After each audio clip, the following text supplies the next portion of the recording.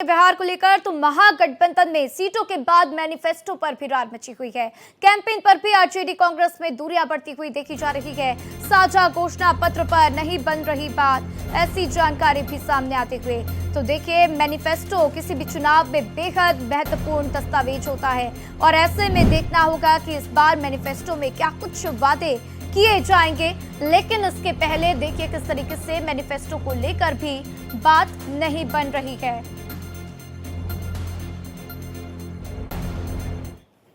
और चलिए आपको लेकर चलते हैं सीधा तेजस्वी यादव की प्रेस कॉन्फ्रेंस में, क्या कुछ कह रहे हैं सुनिए।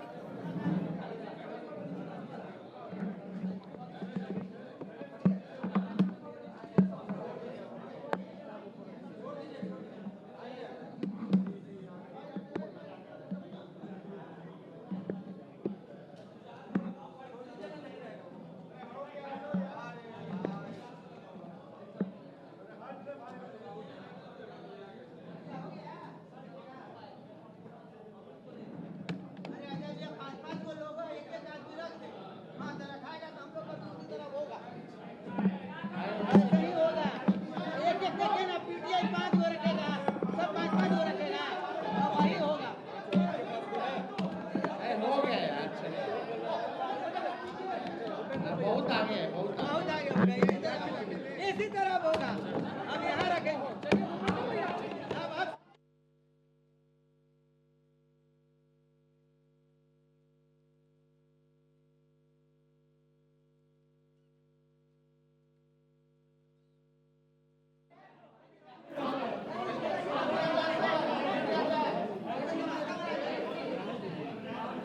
पानी की बाल्टी डालें।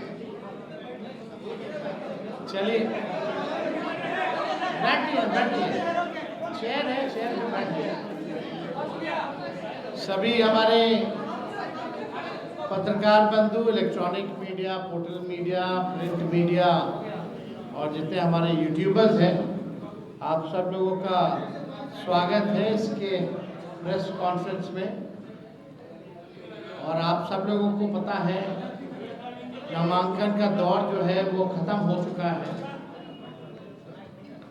अब प्रचार प्रसार का समय जो है, फुल फ्लेज कैंपेनिंग का समय आया है। जनता से संवाद करने का समय आ चुका है और इस बार बिहार के लोगों ने मन बनाया है बदलाव का। बिहार के लोग इस मौजूदा डबल इंजन की सरकार से परेशान हैं, त्रस्त हैं, गुस्से में हैं। डबल इंजन की सरकार में केवल भ्रष्टाचार, अपराध बढ़ा, पढ़ाई, दवाई, कमाई, सिंचाई के मामले में फेल रहा। लोग जो है गरीबी, महंगाई से परेशान हैं, पलायन से परेशान हैं, बेरोजगारी से परेशान है। और इससे पहले हमने जो प्रण लिया था और आप लोगों के सामने अपने संकल्प को साझा किया था, घोषणाएं की थी, इस सरकार ने उस घोषणाओं की भी, हमारे प्रण की भी नकल की। वो सबको पता है, किसी से छुपा हुआ नहीं है। माई बहन मान योजना के कार्ड में इन लोगों ने 10,000 रुपए बांटने का काम किया, एक रिश्वत के तौर पर बांटने का काम किया। उधार जो है इन्होंने दिया, बल्कि अमित शाह जी ने तो खुद ही कहा कि ये सीड मनी है, यानी उधार है। उधार मतलब ये 10,000 की भी वसूली लोग करेंगे। अब 10,000 में कौन सा व्यवसाय लोग शुरू कर सकते हैं, श्री अमित शाह जी बता सकते हैं। लेकिन आज आप लोगों के बीच जैसे हमने पहले एक ऐतिहासिक घोषणा की थी, वो घोषणा यानी जिन परिवारों के पास सरकारी नौकरियां नहीं हैं, उन परिवारों में एक सरकारी नौकरी हमारी सरकार बनने पर दी जाएगी। यानी 20 दिनों के अंदर हम लोग अधिनियम बनाएंगे, कानून बनाएंगे और 20 महीने में इस प्रक्रिया को जो है पूर्ण करेंगे। आज आप सब लोग यहाँ आए हैं, मुझे बड़ी खुशी हो रही है। ये एक ऐतिहासिक पल है, जो एक ऐतिहासिक घोषणा हम करने जा रहे हैं। ये हमारा प्रण है और जो कह रहे हैं वो ज़रूर ये होगा और कर करके हम लोग दिखाने का काम करेंगे। आप सब लोग जानते हैं जीविका दीदियाँ का जितना शोषण हुआ है इस सरकार में, शायद ही कहीं हुआ होगा। जितना इस्तेमाल इन लोगों को किया गया है, जितना अन्याय जीविका दीदियों के साथ किया गया है, और कहीं नहीं किया गया। तो आज हम लोग कई जिले हम लोग घूम कर के आए थे यात्रा में, और हर जगह जीविका दीदियों की समूह हमको मिलती थी, अपना मेमोरेंडम देती थी, और ये उनको उम्मीद थी कि तेजस्वी जब आएंगे तो आप ये ज़रूर आप कीजिएगा सरकार में आने के बाद। सभी जीविका दीदियों के प्रति हमारा सम्मान है और हक दिलाना, न्याय करना हमारी जिम्मेवारी है। उन सभी जीविका दीदियों की बात को सुनकर के हम लोगों ने राय मशवरा करके, अध्ययन करके, साइंटिफिक तौर पर हम लोगों ने निर्णय लिया है कि जितनी जीविका सीएम दीदियां हैं, यानी कम्युनिटी मोबिलाइजर्स हैं, उन सभी सीएम दीदियों को स्थायी कर उन्हें सरकारी कर्मचारी का दर्जा देकर उनके वेतन को 30,000 प्रति माह हम लोग करेंगे। ये कोई मामूली घोषणा नहीं है। ये कई वर्षों से हमारी जीविका दीदियों की मांग रही है कि जीविका दीदियों को स्थायी किया जाए। आज कोई काम होता है गांव में, देहात में, शहरों में, बिना जीविका दीदी के वो काम संपन्न नहीं हो पाता। लेकिन उनको मिलता क्या है? कुछ नहीं। तो इसलिए हम लोगों की जवाबदेही है, जिम्मेदारी है। ये सरकार तो किसी का सुनता नहीं। रिटायर्ड अधिकारी हो, भ्रष्ट अधिकारी हो, भ्रष्ट सरकार हो, इनको इन लोगों के दुख से कोई लेना देना नहीं।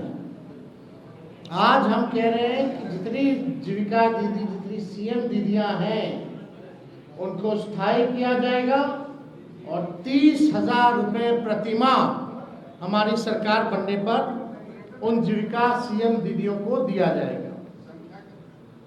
जीविका समूह की दीदियों द्वारा लिए गए लोन के सूद को माफ करा जाएगा। यानी अब तक जितना समूह, जितनी जीविका दीदी लोन ली है, जो उनका इंटरेस्ट है, उसको इंटरेस्ट को हम लोग जो है माफ जो है करने का काम करेंगे। जीविका समूह की दीदियों को 2 वर्ष तक ब्याज मुक्त ऋण दिया जाएगा। यानी 2 वर्षों तक जितनी जीविका दीदी है या समूह है, उनका जो ब्याज मुक्त ऋण जो है 2 सालों तक हम लोग दिलवाने का काम करेंगे। जीविका समूह की दीदियों को अन्य सरकारी कार्यों के निष्पादन के लिए प्रति माह 2,000 भत्ता जो है वो भी दिया जाएगा। कई एक्स्ट्रा काम होता है, वो भी जो है जीविका दीदियों द्वारा जो है सरकार लेती है, करवाती है। तो उसके अलावा भी जो जीविका दीदियाँ जितनी हैं, जो काम करती हैं, दिन रात मेहनत करती हैं, इस महंगाई में उनको कुछ नहीं मिलता, इसलिए उन जीविका दीदियों को हम लोग कार्य के लिए प्रति माह 2,000 रुपया हम लोग जो है देने का काम करेंगे। जीविका कैडरों का जितना कैडर है, जीविका दीदियों का कैडर है, 5 लाख रुपए तक का बीमा सरकार जो है कराने का काम करेगी। 5 लाख तक का उनका बीमा सरकार जो है कराएगी। CLF, VO एवं समूह के अध्यक्ष एवं कोषाध्यक्ष को भी मानदेय जो है दिया जाएगा। माई बहन मान योजना के तहत तो हमने पहले भी कहा कि ये कोई कर्ज नहीं होगा। प्रति माह 2,500, सालाना 30,000 और 5 साल का 1.5 लाख रुपया माई बहन योजना के तहत अपने माई और बहनों को जब तेजस्वी की सरकार बनेगी, महागठबंधन की सरकार बनेगी, तो लोगों को जो है दिया जाएगा। और हमने पहले भी अनाउंसमेंट किया है बहनों के लिए, महिलाओं के लिए, कि बेटी योजना, माँ योजना हम लोग लाएंगे। बेटी योजना का बी से बेनिफिट, ई से एजुकेशन, टी से ट्रेनिंग और आई से इनकम। यानी जब से हमारी बच्चियां पैदा होती हैं इनकम तक उनके लिए अलग से एक प्रोग्राम चला जाएगा, पढ़ाई की, ट्रेनिंग की और इनकम दिलाने तक की ये व्यवस्था उन माँ बहनों को हम लोग कराने जाएंगे। माँ योजना भी हम लोग लाएंगे। माँ योजना एम से मकान, ए से अन्न और ए से आमदनी।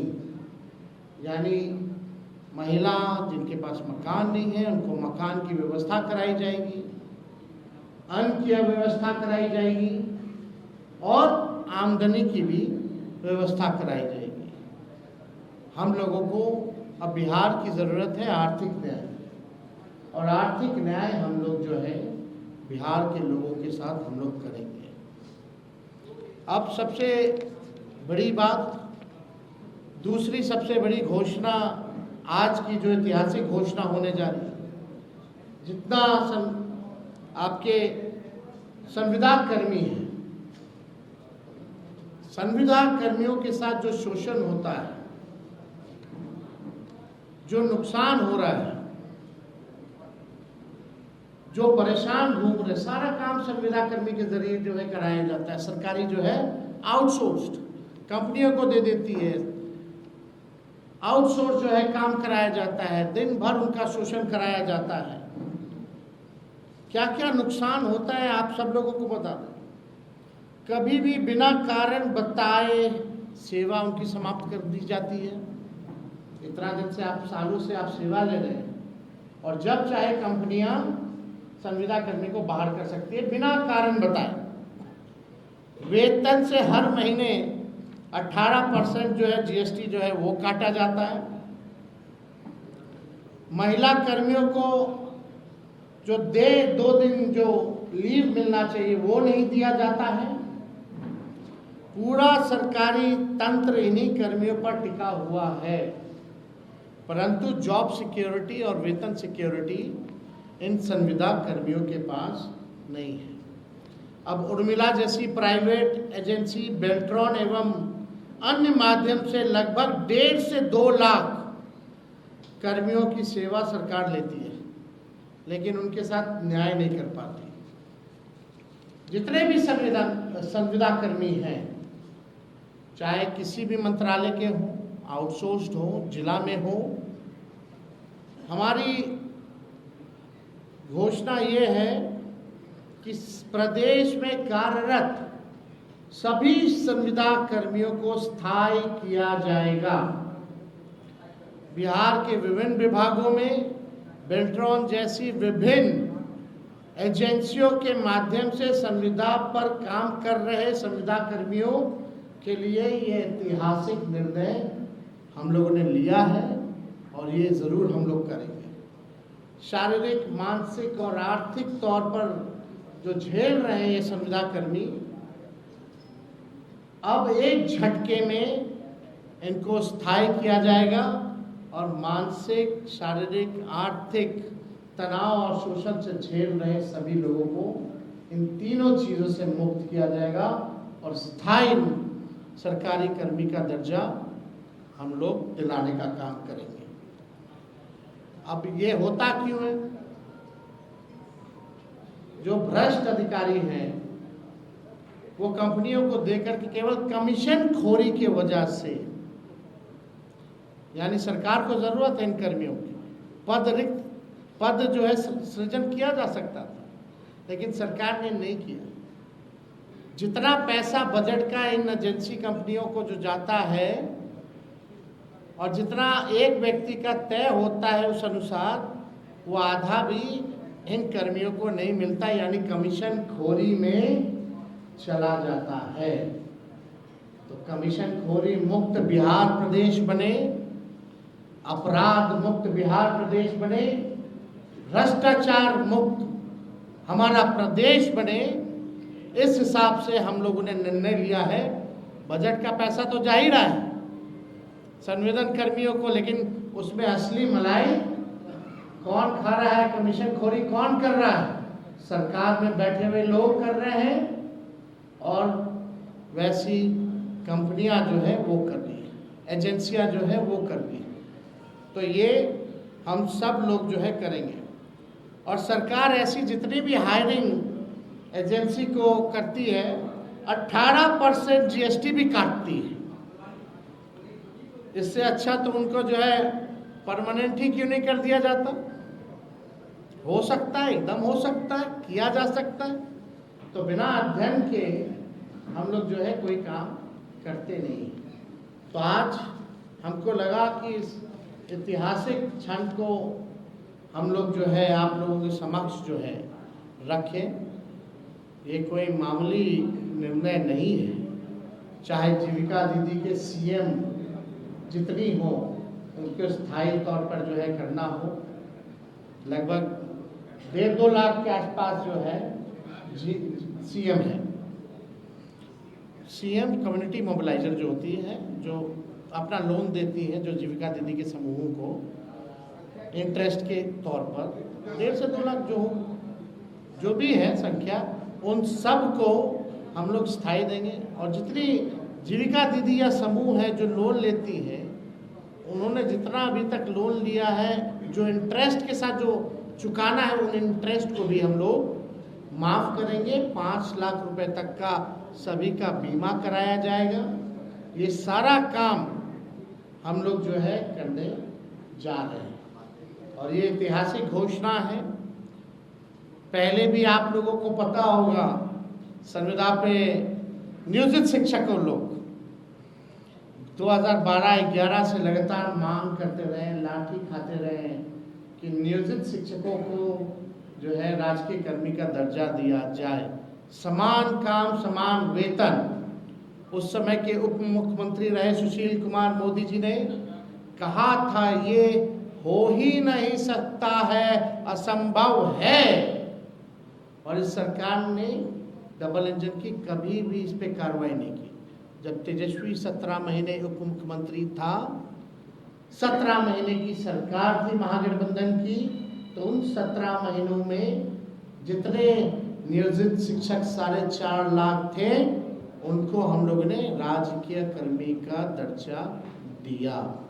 यानी तेजस्वी को प्रमाण देने की ज़रूरत नहीं है। तेजस्वी जो कहता है वो करता है, और जो कह रहे हैं वो हम करेंगे। तो इसमें कोई कॉम्प्रोमाइज़ नहीं चलेगा। इन महंगाई के दौर में आर्थिक न्याय हम लोग करके रहेंगे। अगर इस विषय से 1 करोड़ का हिसाब किताब दिया क्या? वो 10,000 करोड़ हम तो आपको बजट का बताए थे, उसका तो हिसाब दिया ही नहीं।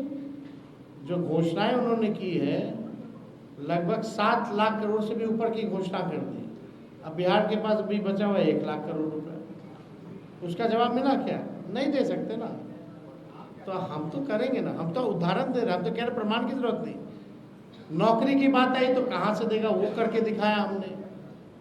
संविदा नियोजित शिक्षकों की बात आ रही थी तो क्यों नहीं हुआ? जब हम लोग आए सरकार में तो किए ना, और ये भी हम लोग करेंगे। जितने संविदा कर्मी हैं उनको भी परमानेंट किया जाएगा। तो और इन विषयों से अगर कोई सवाल है तो आप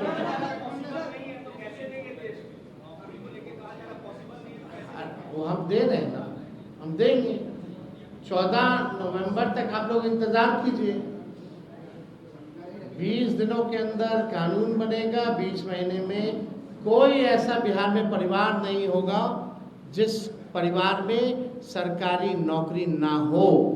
और तेजस्वी केवल बिहार सरकार नहीं चलाएगा, तेजस्वी के साथ बिहार का हर एक परिवार बिहार सरकार चलाने का काम करेगा।